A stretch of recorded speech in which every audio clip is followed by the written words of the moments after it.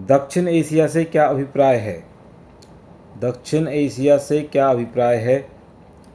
दक्षिण एशिया से अभिप्राय उस क्षेत्र से है जो बांग्लादेश, भारत, भूटान, मालदीव, नेपाल, पाकिस्तान और श्रीलंका को मिलाकर बना है।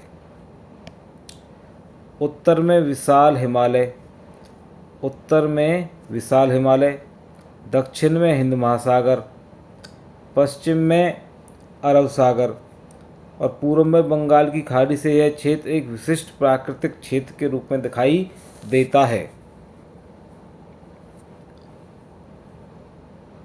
यह सब इस क्षेत्र को अनोखा, सामयिक, भाषाई और सांस्कृतिक उपमहाद्वीप बनाता है। इस क्षेत्र की पूर्वी तथा पश्चिमी सीमाएं इतनी अच्छी तरह चिह्नित नहीं हैं जैसे इसकी उत्तरी व दक्षिणी सीमाएं हैं।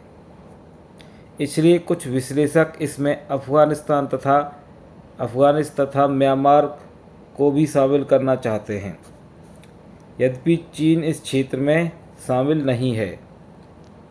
चीन दक्षिण एशिया में शामिल नहीं है।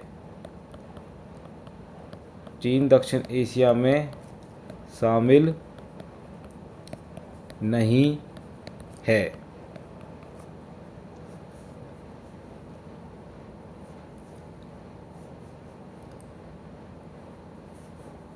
चीन इस क्षेत्र में शामिल नहीं है तो भी उसे इस क्षेत्र में एक महत्वपूर्ण प्रभाव के रूप में माना जाता है।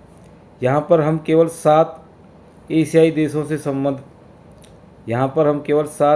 देशों से संबंधित हैं।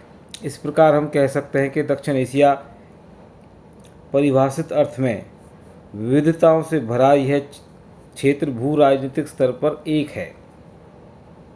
दूसरा प्रश्न देखते हैं।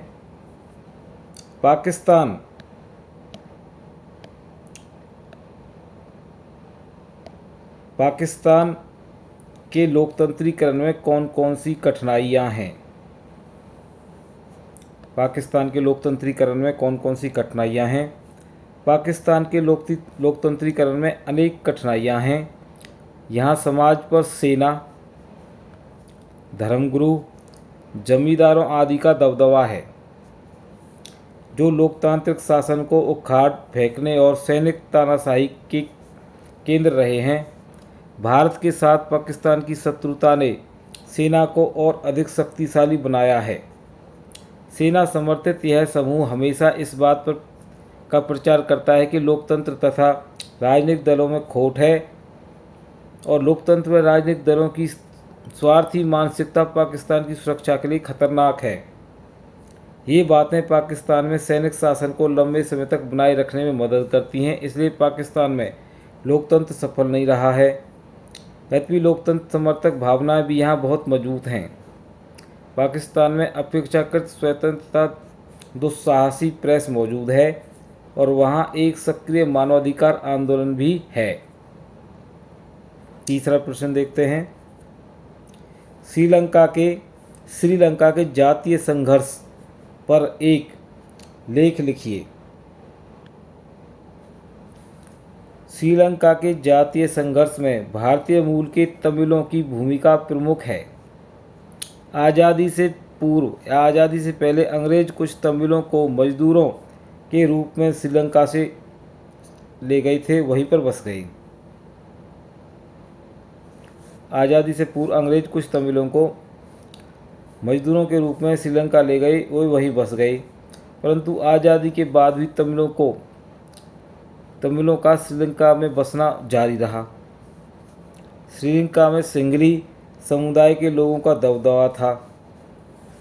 श्रीलंका में सिंगली समुदाय के लोगों का दबदबा था। उनका मानना था कि श्रीलंका सिंगलियों का है, इसलिए तमिलों के साथ कोई रियायत नहीं बरतनी चाहिए। तमिलों के प्रति उनके इस उपेक्षापूर्ण व्यवहार के कारण तमिलों में असंतोष व्याप्त हो गया। 1983 में एक उग्र तमिल संगठन liberation tigers of Tamil Eelam liberation tigers of Tamil Eelam यानी लिट्टे का जन्म हुआ, जिसने सरकार के खिलाफ सशस्त्र संघर्ष शुरू कर दिया। उनकी मांग है कि श्रीलंका के तमिलों के लिए अलग देश का निर्माण किया जाए। लिट्टे ने श्रीलंका के उत्तर पूर्वी हिस्से पर अपना नियंत्रण कर रखा है। लिट्टे ने श्रीलंका के उत्तरी पूर्वी हिस्से पर अपना नियंत्रण कर रखा है।